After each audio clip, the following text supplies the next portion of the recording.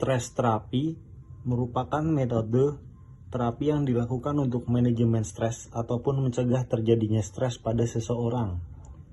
Terapi benefit, salah satu manfaat dari terapi stres ini adalah menurunkan resiko terjadinya stres. Selain itu, juga dapat meningkatkan produktivitas apabila dilakukan dengan niat dan keinginan untuk mencoba mengatur stres tersebut. Terapi tips. Beberapa tipe stres terapi antara lain. Yang pertama, Cognitive Behavioral Therapy, CBT. Yang kedua, Mindfulness Based Cognitive Therapy, MBCT. Yang ketiga, Mindfulness Based Stress Reduction, MBSR. Nah, dalam poster ini kami akan menjelaskan salah satu dari jenis terapi stres yang bernama terapi kognitif perilaku atau yang disebut dengan CBT. Apa itu CBT? CBT adalah salah satu cabang psikoterapi yang bertujuan untuk mengubah proses pola pikir kognitif serta perilaku kita agar menjadi lebih baik. Tujuannya adalah untuk mengajarkan individu untuk mengubah perilakunya seperti mengubah cara berperilaku yang dirasa kurang tepat sehingga individu yang bersangkutan dapat lebih nyaman dalam menjalani kesehariannya. Dalam kasus perokok berat tersebut yang telah dijelaskan oleh Mai, terapi CBT merupakan salah satu metode terapis yang akan mengajak klien untuk menyadari bahwa pola pikirnya, yaitu rokok, bisa melepas stres.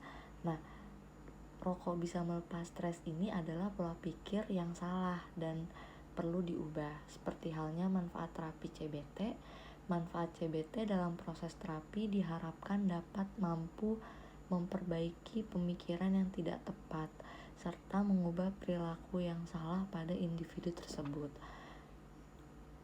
Gangguan psikologis yang bisa ditangani dengan CBT adalah gangguan kecemasan, stres karena pekerjaan, hubungan pribadi dan tekanan lainnya, gangguan makanan, gangguan tidur, duka karena kehilangan orang yang tercinta atau habis cerai.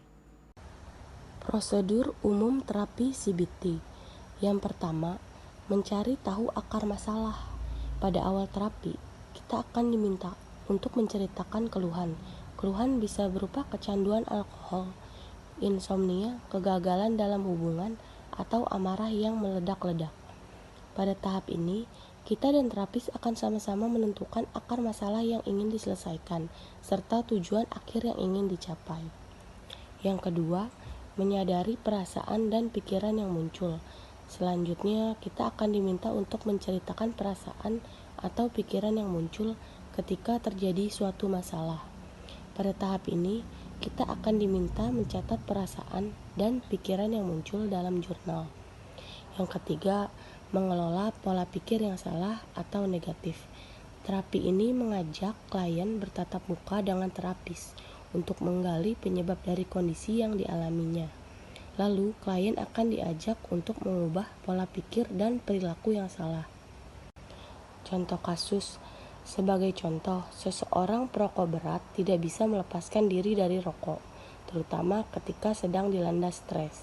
Dalam terapi CBT, terapis akan mengajak klien untuk menyadari bahwa pola pikirnya merokok bisa melepas stres, yaitu pola pikir yang salah dan perlu diubah.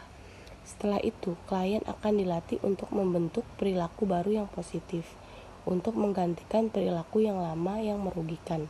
Daripada merokok, klien tersebut akan dibiasakan untuk berolahraga ringan dan mengambil napas saat stres menyerang.